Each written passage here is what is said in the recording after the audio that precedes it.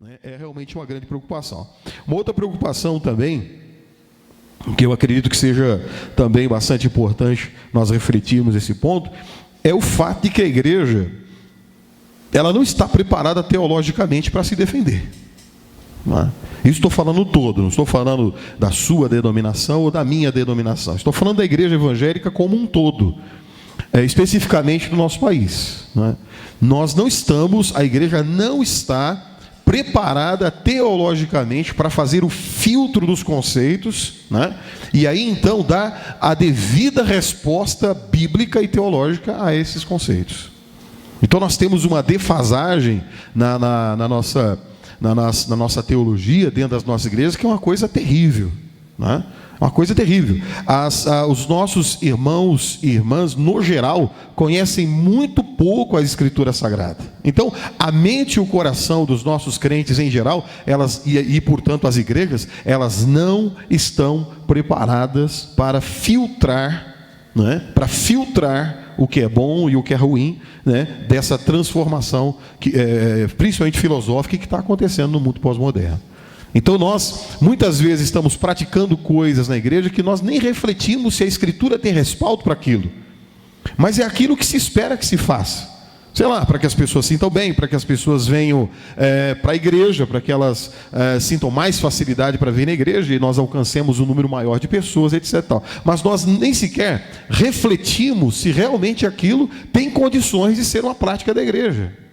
E às vezes praticamos coisas que são descaradamente antibíblicas, mas nós praticamos e não refletimos teologicamente sobre elas.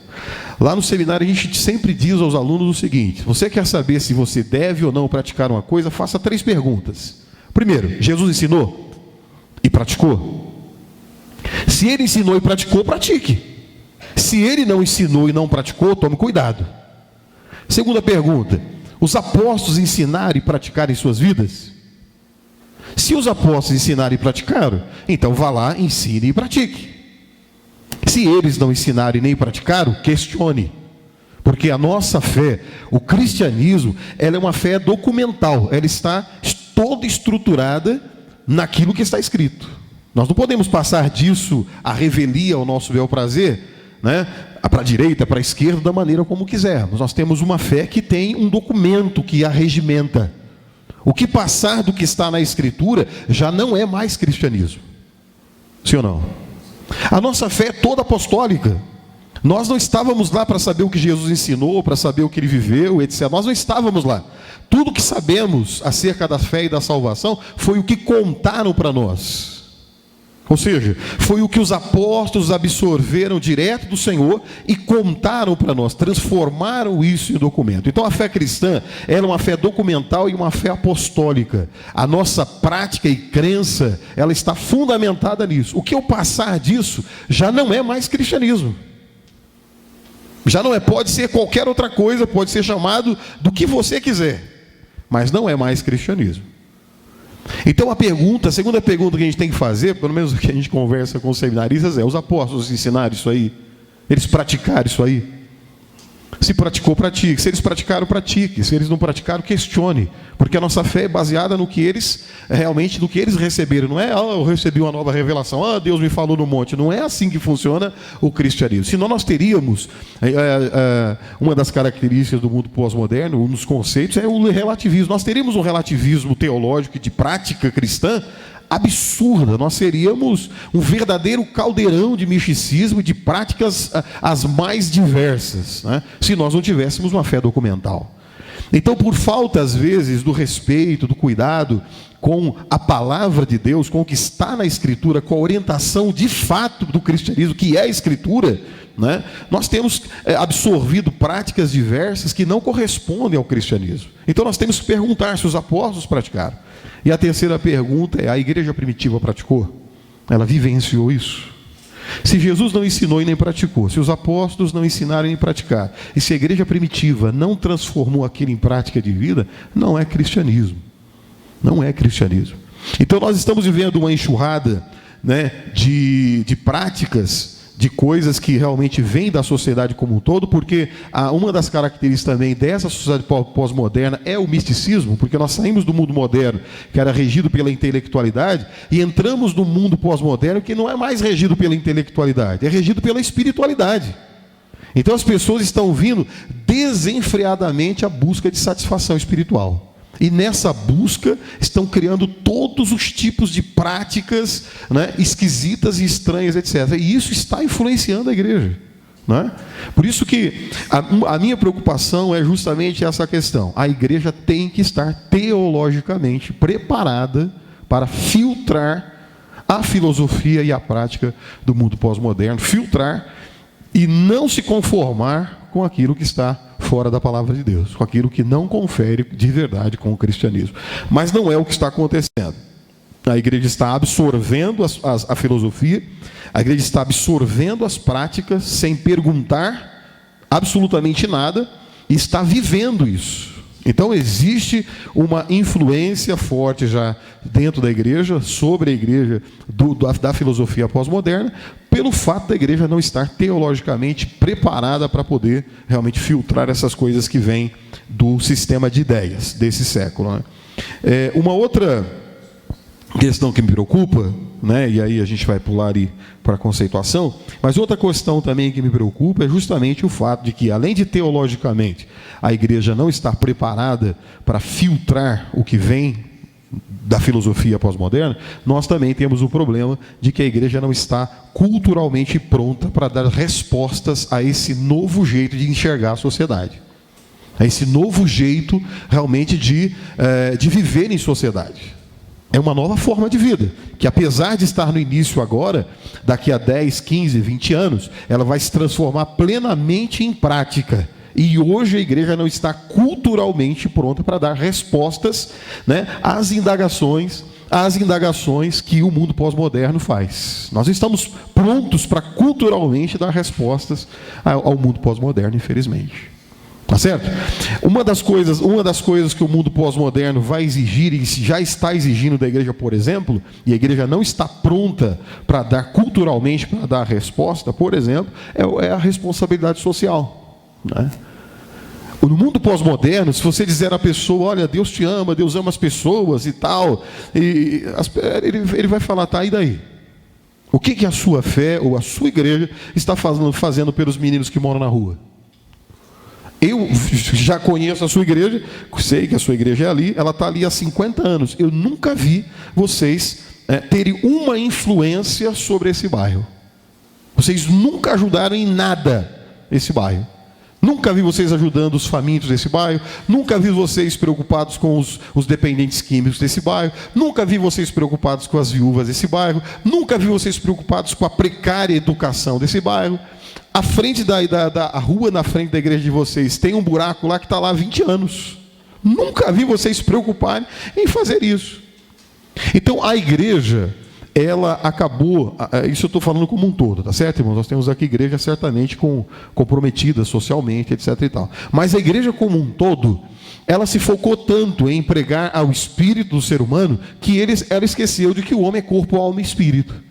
Nós esquecemos o evangelho mais integral para pregarmos o evangelho em partes, e nos esquecemos de que Jesus também deixou a ordem da seguinte questão, né? Ele disse, né, que nós deveríamos dar pão para quem tem fome, água para quem tem sede, vestir a quem estava nu, visitar, né, o enfermo e visitar o que estava preso. Isso também é a nossa responsabilidade. Então nós não temos uma cultura social dentro da igreja, nós estamos despreparados para isso. E o mundo pós-moderno vai exigir e já está exigindo isso da igreja. E nós não estamos preparados para essa questão. Então, quando nós falamos em evangelizar ou sobreviver como igreja dentro de uma cidade que faz parte de uma sociedade pós-moderna, nós temos que começar a refletir de novo sobre os nossos conceitos teológicos e temos que começar a refletir de novo sobre as nossas práticas, incluindo o nosso compromisso social com a sociedade, nosso compromisso social com os problemas e as mazelas da sociedade.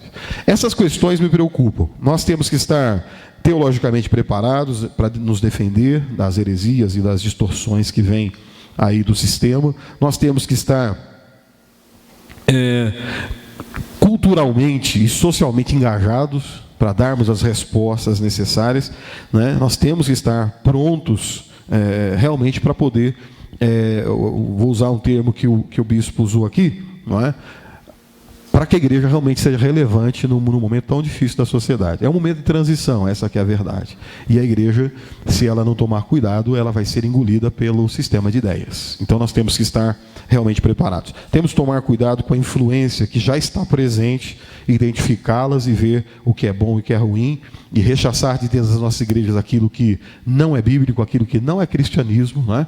E não nos deixarmos influenciar pelo sistema, mas influenciar o sistema com a nossa fé, com a nossa crença e com a nossa prática. Amém?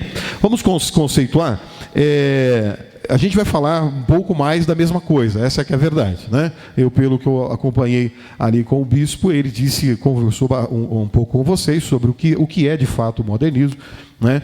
E as suas características, pelo menos as principais. Então a gente vai fazer um pouco do mesmo, tá? Definir o que é pós-modernismo e vamos ver algumas características do mundo pós-moderno.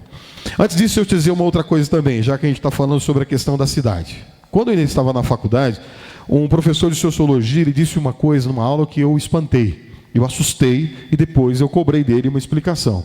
Ele disse o seguinte: o sistema capitalista, que é um dos sistemas mais injustos e mais ferozes que a humanidade já experimentou, porque ele coloca alguns na escala de cima e milhares na escala de baixo, né, de miséria, etc.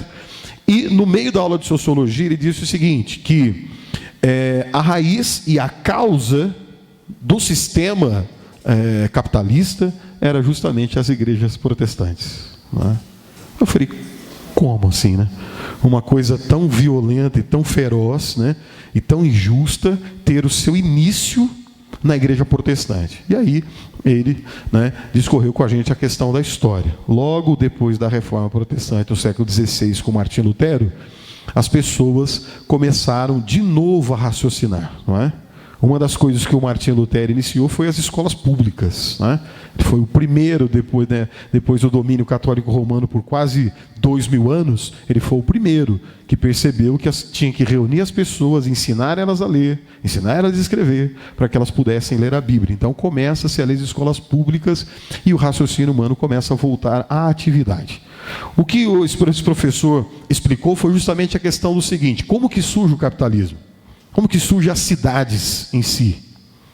Ele diz o seguinte: os cristãos protestantes, uma vez convertidos, principalmente aqueles que tinham posses, dinheiro, bastante dinheiro, que depois se tornaram empresários e tudo mais, eles eram pessoas de vida simples. Pessoas de vida simples, e que não queriam deixar aquele estilo de vida simples por causa da sua própria fé. Então eles investiram em pequenas fábricas, não é? E aquelas pequenas fábricas acabaram realmente crescendo.